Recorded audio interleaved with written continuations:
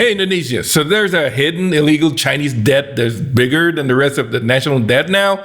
I kept getting sent this stupid video by this dipshit, parading around claiming that he's a political scientist professor from an obscure university that no one has ever heard of, and their claim and analysis were factually and logically way off the mark. They weren't just in the wrong ballpark, they were trying to score a field goal during a chess tournament.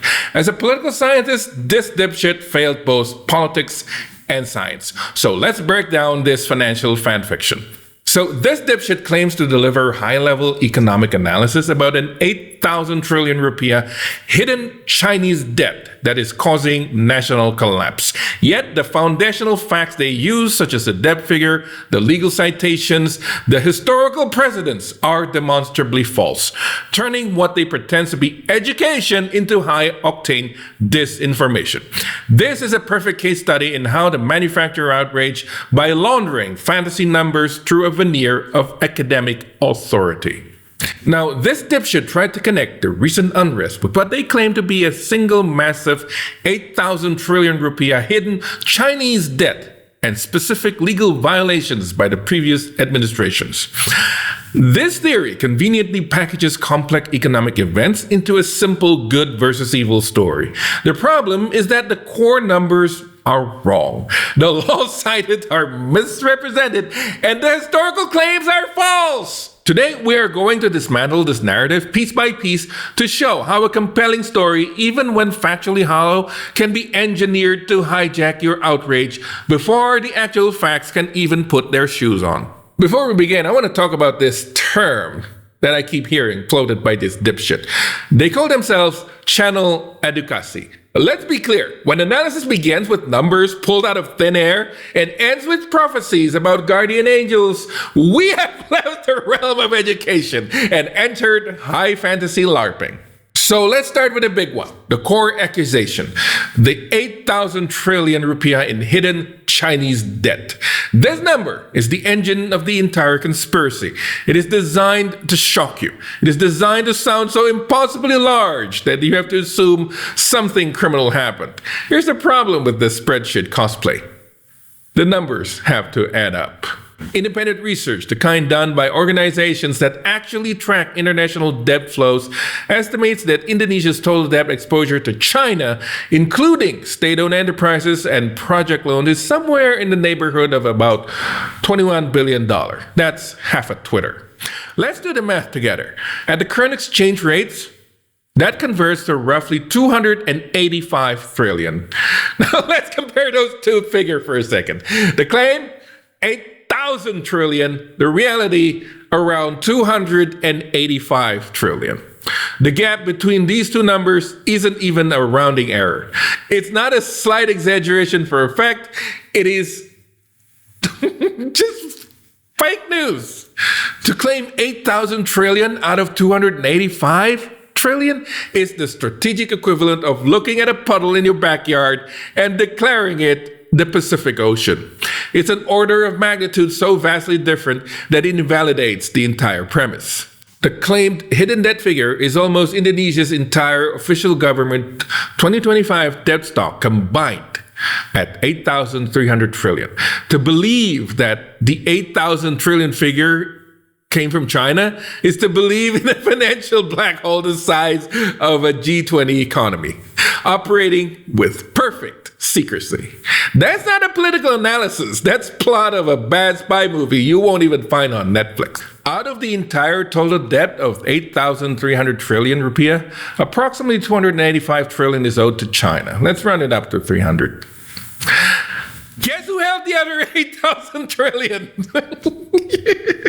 This matters because this fabricated number is used to justify the next claim, that this so-called hidden Chinese debt single-handedly caused the rupiah to collapse from 9,000 to 16,500 during the last administration.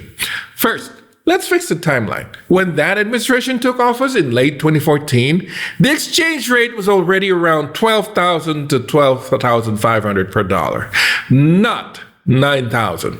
Starting with a false baseline makes the subsequent drop look far more dramatic than it actually was.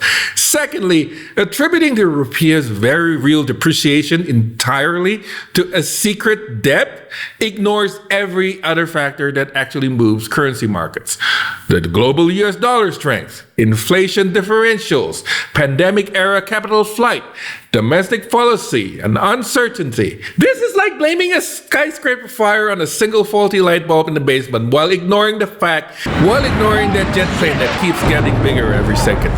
Now, let's get to the part where this education channel tries to sound legalistic. The first legal weapon they pulled out is the Undang-Undang number 5 in 1954. The claim is that this law requires all monetary circulation to be recorded by Bank Indonesia, and this law was violated. But today we have Google, and a quick search reveals that Undang-Undang number 5, 1954 has absolutely nothing to do with Bank Indonesia's reporting requirement for currency circulation. This law is a law that ratified Indonesia's membership in the International Monetary Fund and the World Bank. Citing this law as a smoking gun for illegal debt circulation is the equivalent of him trying to fix a leak under your sink by reading the user manual for the microwave. Good luck with that! The second legal claim is far more complex. It alleges that Bank Indonesia violated Undang-Undang number 23, 1999 by conducting an illegal bailout of 871 trillion rupiah during the pandemic. This claim skillfully mixes fact with fiction. The law, Undang-Undang number 3, 1999, does indeed protect Bank Indonesia's independence and generally prohibits it from directly financing government deficits.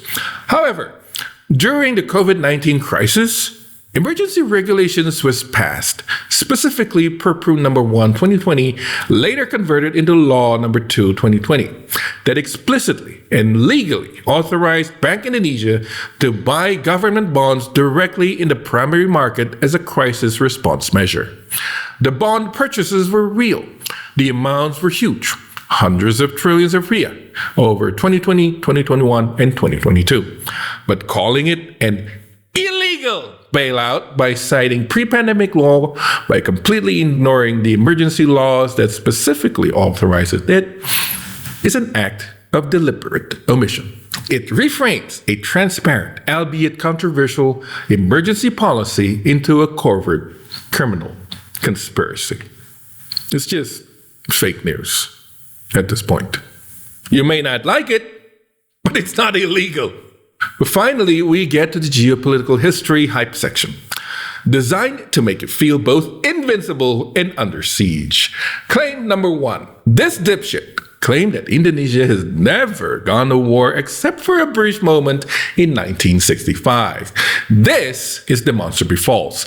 It completely erases major conflicts like the Indonesia-Malaysia confrontation and the decades-long conflict following the invasion of East Timor in 1975. How do you think half of this island is missing from official Indonesian maps now? For a university teacher who calls his own channel Education, selectively deleting your country's major wars from the historical record isn't just being uninformed. That is the historical equivalent of a geology professor teaching that Earth is flat because it's more convenient for your theory. Claim number 2. This dipshit claimed that the Indonesian Navy is the 4th largest in the world, stronger than everyone except the United States, Russia, and China. This is a classic example of using a vanity metric. Indonesia ranks 4th globally only if you count the raw number of vessels. This methodology counts small coastal patrol boats at the same weight as a supercarrier or a nuclear submarine. So, if I count my collection of 200 Hot Wheel cars, I technically have a larger car collection than a billionaire who owns 50 supercars. By actual capability, tonnage, and power projection, credible defense analysis placed Indonesia's Navy is around 13th globally. That's pretty great. 13 out of 200. That's very good. It's strong regionally. When you strip away the bluster, you see the formula.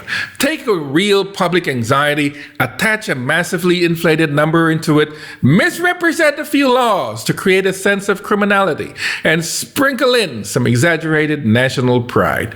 The result is a narrative that requires zero critical thinking from the audience, but delivers maximum emotional impact.